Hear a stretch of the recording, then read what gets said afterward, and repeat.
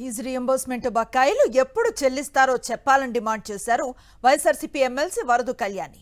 Mega DSC అన్నారు, ఏమైందని ప్రశ్నించారు.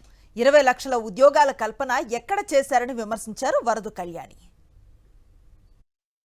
ఎన్నికల టైంలో యువతని, నిరుద్యోగుల్ని ఇంటికొక ఉద్యోగం ఇస్తానని 20 లక్షల ఉద్యోగం ఇస్తామని చెప్పారు. అంటే ఈ సంవత్సరానికి 4 లక్షల ఉద్యోగాలు ఇవ్వాలి. ఈ కూటమి ప్రభుత్వం అధికారంలోకి వచ్చిన వెంటనే ఇచ్చేస్తామని చెప్పారు. 10 నెలలు కావస్తూ ఉంది, ఒక్క ఉద్యోగం కూడా ఇవ్వని పరిస్థితి మనం చూసాం.